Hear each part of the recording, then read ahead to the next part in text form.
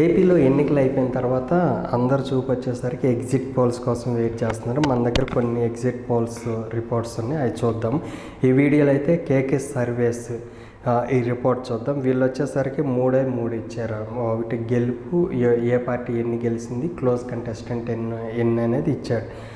But close contestant వచ్చేసరికి TDP, Janasena, BJP, ఒక కూటమి అయితే వైఎస్ఆర్సీపీ. వీటి మధ్య క్లోజ్ కంటెస్టెంట్ 55 సీట్లు ఉన్నాయి. అయితే వైఎస్ఆర్సీపీ 23 గెలిస్తే కూటమి బీజేపీ, టీడీపీ, జనసేన వచ్చేసరికి 97 సీట్లు గెలిచారనమాట.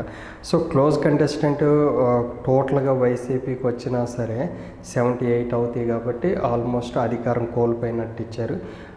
ఓవరాల్గా అంటే క్లోజ్ కంటెస్టెంట్ కాకుండానే టీడీపీ కూటమికి వచ్చేసరికి 97 సీట్లు ఇచ్చాడనమాట. అంటే ఓవరాల్గా 2019లో ఏదైతే వచ్చిందో అది రిపీట్ చేశారనమాట దీంట్లో. ఈ సర్వే రిపోర్ట్ ఎంతవరకు నిజమనేది చూడాలి.